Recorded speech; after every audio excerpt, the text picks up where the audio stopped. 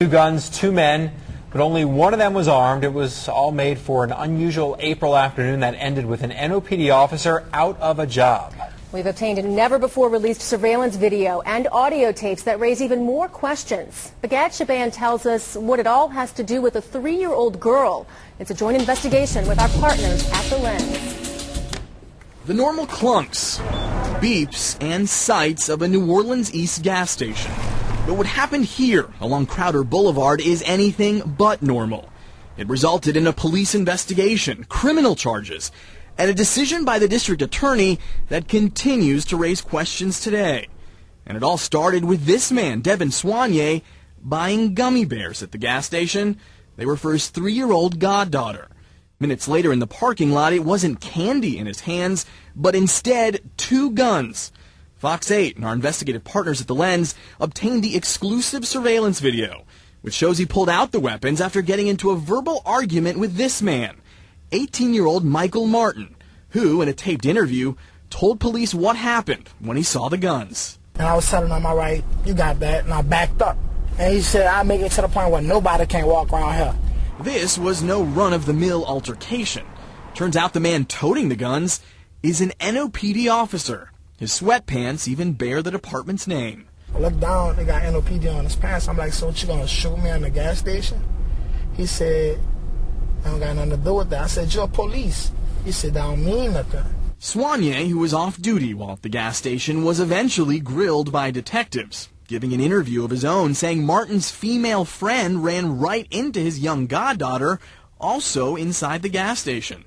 But detectives with the NOPD's Public Integrity Bureau had serious questions over why Soignier thought the solution involved pulling out his own personal gun and then his NOPD-issued Glock from the trunk, even though the man he was arguing with was unarmed. I don't see why you got a gun, okay, and he don't have none. Did he get any type of weapon? I mean, like I said... Just answer yes or no. Did he get any type of weapon? No, sir. Okay, so why you introduced the weapon?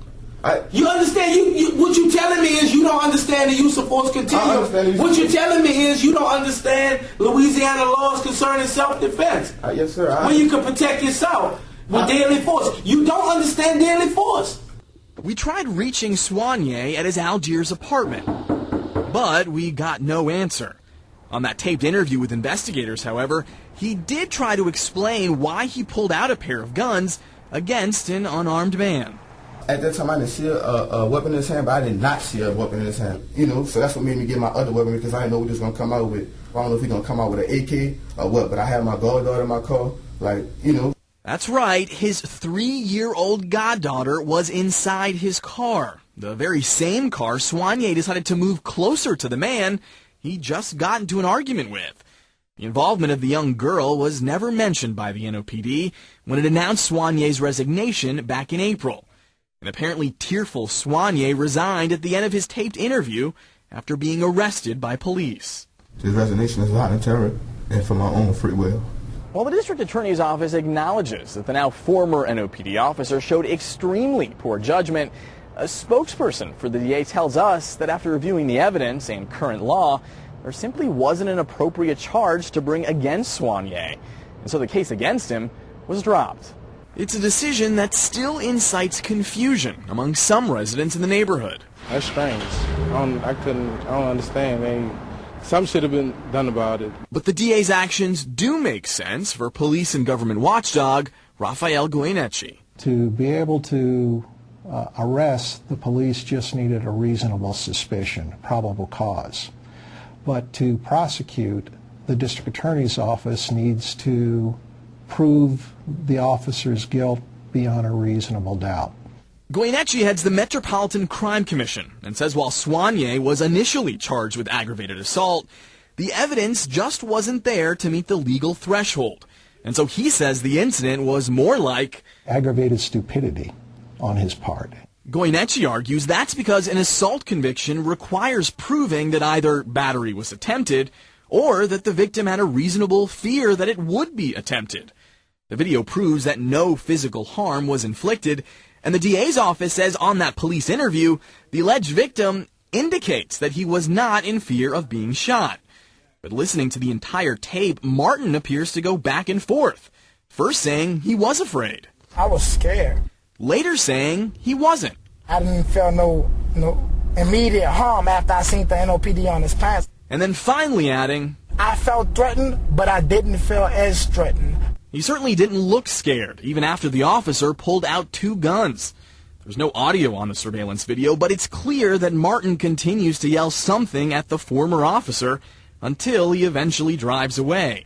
But not before he reaches back into his trunk for his police radio. Soignier would later say he was unable to report the incident because his battery was dead. For neighbors, it all adds up to yet another controversy for an already embattled NOPD. To just have this add fuel to the fire, I just think that, we need to stop and think about what we're doing before we're doing and realize who we're representing. Especially, say residents, if you're representing officers that are supposed to protect and serve. Begad Shaban, Fox 8 News. Coming up tomorrow night at 10, we speak exclusively to the 18-year-old in the video who says the DA's decision not to prosecute the cop is unfair. I was afraid.